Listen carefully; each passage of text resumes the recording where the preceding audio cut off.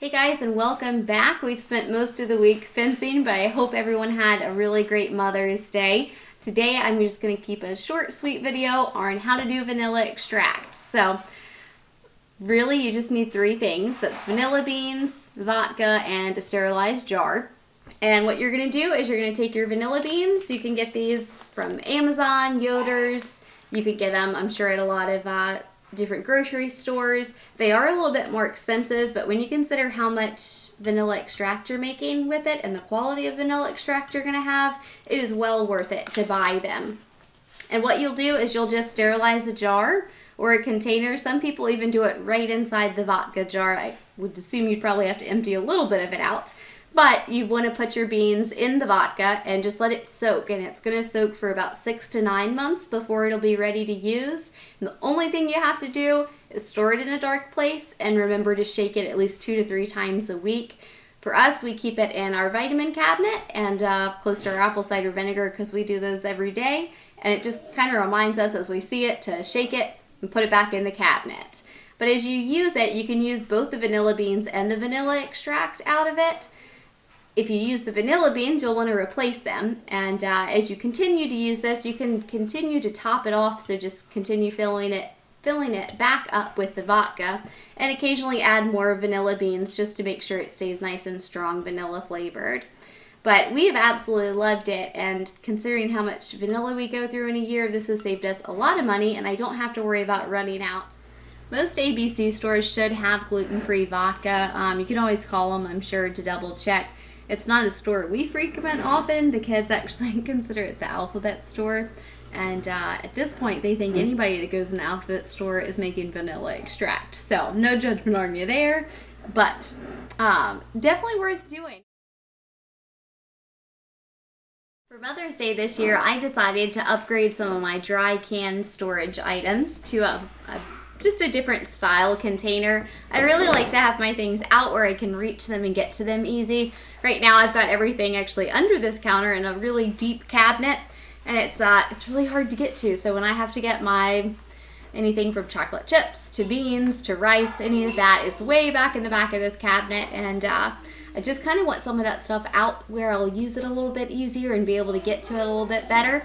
So I'm planning on lining the bottom center of this with some of these jars with some of my cooking items. Our kitchen, I'd mentioned it before, but we're in the process of remodeling it. It's not very high on my list of things to do, but it is something I'm really looking forward to getting done.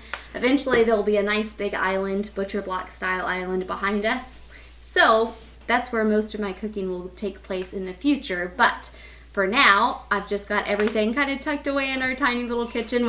Everything that's on this side is technically the kitchen. We're expanding it. It's 2 rooms. It used to be like an eat-in dining room over here.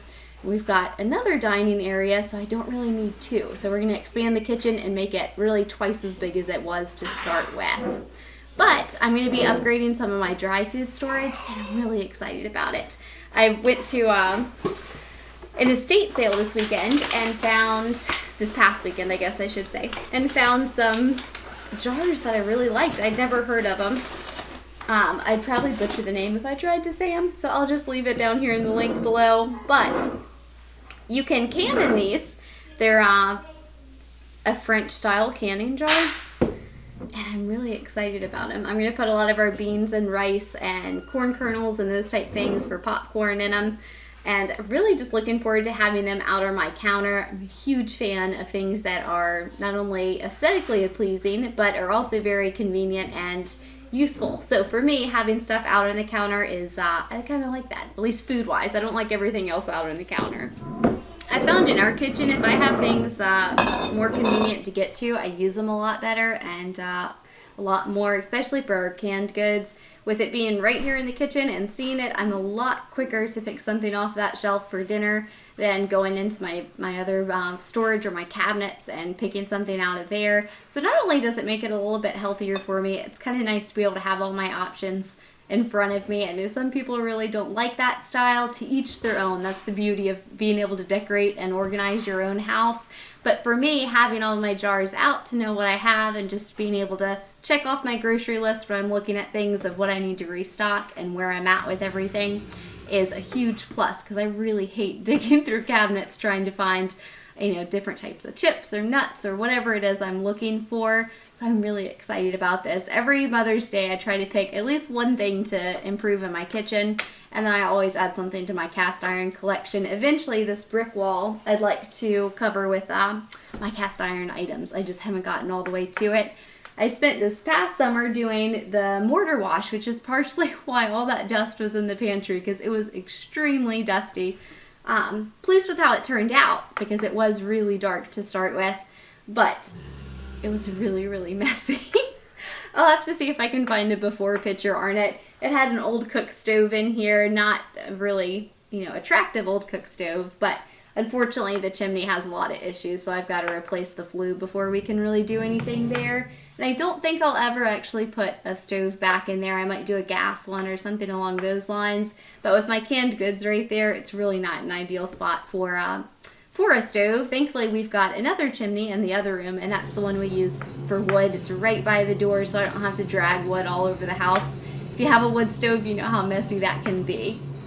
But once I get all this unpacked, I will show y'all what it all looks like.